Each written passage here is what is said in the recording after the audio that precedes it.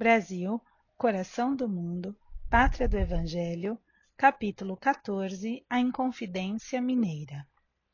Por morte de Dom José, ascendeu ao trono sua filha, Dona Maria I, a Piedosa, a cuja autoridade ficariam afetas as grandes responsabilidades do trono, naquela época em que um sopro de vida nova modificava todas as disposições políticas e sociais do velho mundo.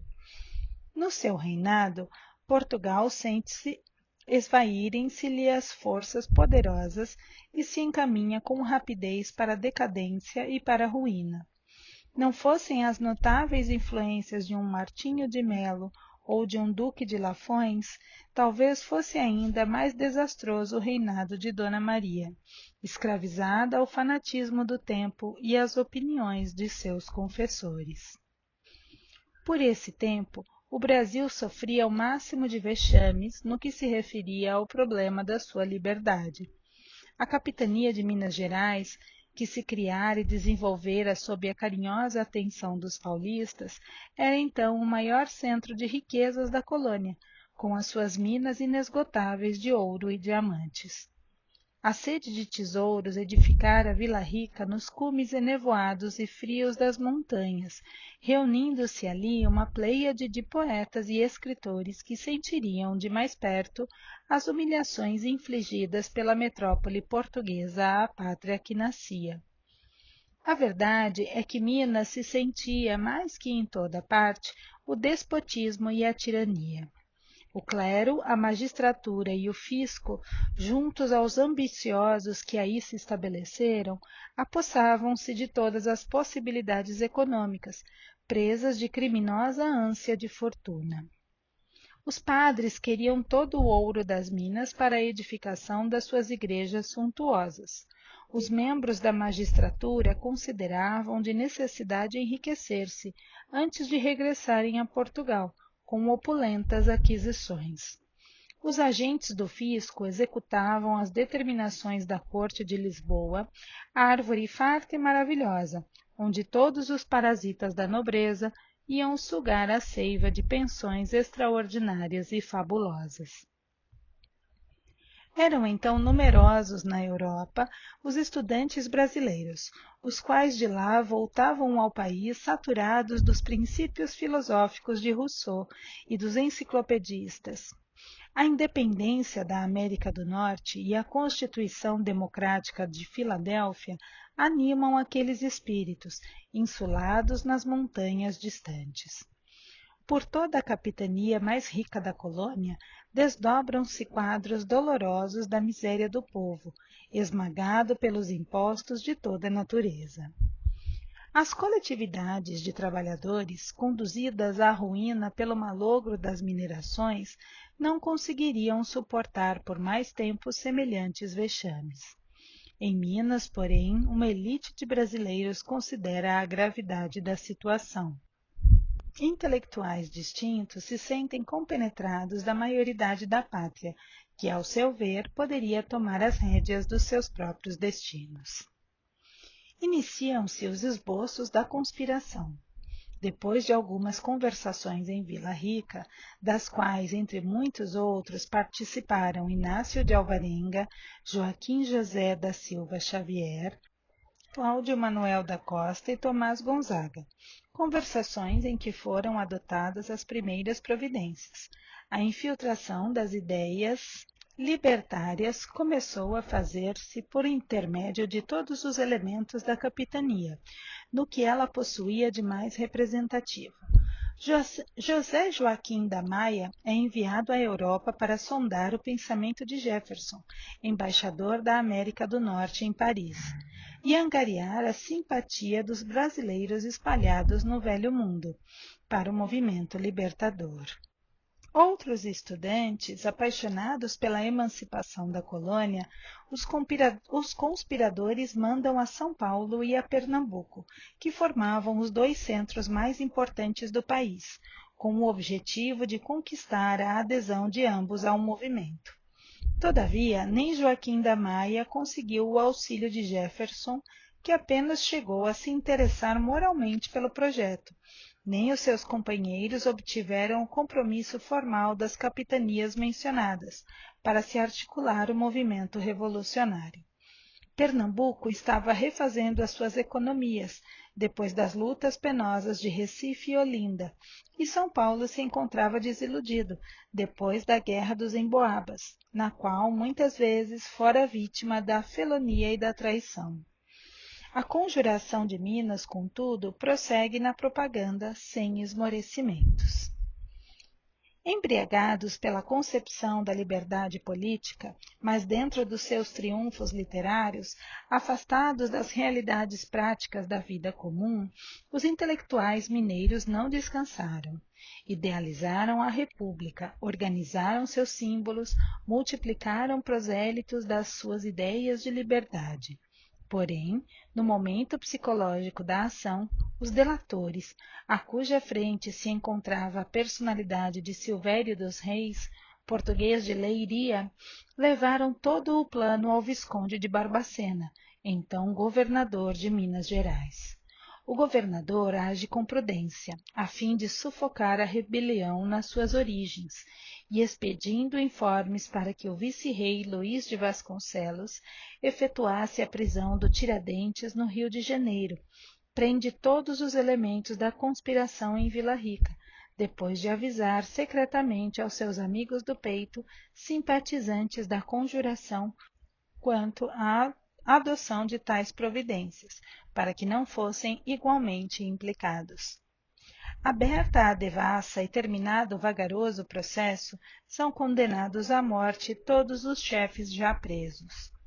Os historiadores falam do grande pavor daqueles 11 homens que se ajuntavam, andrajosos e desesperados, na sala do oratório, para ouvirem a sentença da sua condenação, após 3 longos anos de separação em que haviam ficado incomunicáveis nos diversos presídios da época. A leitura da peça condenatória pelo desembargador Francisco Alves da Rocha levou quase 2 horas. Depois de conhecerem os seus termos, os infelizes conjurados passaram as mais dolorosas e recíprocas recriminações. Os mais tristes quadros de fraqueza moral se patenteavam naqueles corações desiludidos e desamparados. Mas, no dia seguinte, a dura sentença era modificada. Dona Maria I havia comutado anteriormente as penas de morte em perpétuo degredo nas desoladas regiões africanas, com exceção do Tiradentes, que teria que morrer na forca, conservando-se o cadáver insepulto e esquartejado, para escarmento de quantos urdissem novas traições à coroa portuguesa. O mártir da Inconfidência, depois de haver apreciado angustiadamente a defecção dos companheiros, reveste-se de supremo heroísmo. Seu coração sente uma alegria sincera pela expiação cruel que somente ele fora reservada, já que seus irmãos de ideal continuariam na posse do sagrado tesouro da vida. As falanges de Ismael lhe cercam a alma leal e forte, inundando-a de santas consolações. Tiradentes entrega o espírito a Deus nos suplícios da forca a 21 de abril de 1792. Um arrepio de aflitiva ansiedade percorre a multidão, no instante em que seu corpo balança, pendente das trevas do cadafalso, no campo da Lampadosa. Mas, nesse momento, Ismael recebia em seus braços carinhosos e fraternais a alma edificada do mártir. Irmão querido, exclama ele, resgatas hoje os delitos cruéis que cometeste quando te ocupavas do nefando mister de inquisidor nos tempos passados. Redimiste o pretérito obscuro e criminoso, com as lágrimas do teu sacrifício em favor da pátria do Evangelho de Jesus. Passarás a ser um símbolo para a posteridade, com teu heroísmo resignado nos sofrimentos purificadores. Qual novo gênio surges para espargir bênçãos sobre a terra do cruzeiro em todos os séculos do seu futuro? Regozija-te no Senhor, pelo desfecho dos teus sonhos de liberdade, porque cada um será justiçado de acordo com as suas obras. Se o Brasil se aproxima da sua maioridade como nação, ao influxo do amor divino, será o próprio Portugal quem virá trazer até ele todos os elementos da sua emancipação política, sem o êxito incerto das revoluções feitas à custa do sangue fraterno, para multiplicar os órfãos e as viúvas na face sombria da terra. Um sulco luminoso desenhou-se nos espaços, à passagem das gloriosas entidades que vieram acompanhar o espírito iluminado do mártir, que não chegou a contemplar o hediondo espetáculo do esquartejamento. Daí a alguns dias, a piedosa rainha portuguesa enlouquecia, ferida de morte na sua consciência pelos remorsos pungentes que a dilaceravam, e consoante as profecias de Ismael, daí a alguns anos era o próprio Portugal que vinha trazer com Dom João VI a independência do Brasil, sem o sucesso duvidoso das revoluções fratricidas, cujos resultados invariáveis são sempre a multiplicação dos sofrimentos das criaturas, dilaceradas pelas provações e pelas dores, entre as pesadas sombras da vida terrestre. Notas do editor. Nota 101. Martinho de Melo e Castro, 1716 a 1795, foi um diplomata e político português. Nota 102. Duque de Lafões. Título criado por decreto em 1718. Nota 103. Jean-Jacques Rousseau, 1712 a 1778, foi um escritor e filósofo suíço. Nota 104. Inácio de Alvarenga. Inácio José de Alvarenga Peixoto, 1744-1793, foi um advogado e poeta brasileiro. Nota 105. Joaquim José da Silva Xavier, 1746 a 1792, foi um dentista, tropeiro, minerador, comerciante, militar e ativista político brasileiro. Nota 106. Cláudio Manuel da Costa, 1729 a 1789, foi um jurista e poeta brasileiro. Nota 107. Tomás Gonzaga. Tomás Antônio Gonzaga, 1744 a 1806, foi um jurista, poeta e ativista político luso-brasileiro. Nota 108. José Joaquim da Maia. José Joaquim da Maia e Barbalho, 1757 a 1788, ficou também conhecido pelo pseudônimo Vendeck. Nota 109. Jefferson. Thomas Jefferson, 1743 a 1826, foi o terceiro presidente dos Estados Unidos da América. Nota 110. Silvério dos Reis.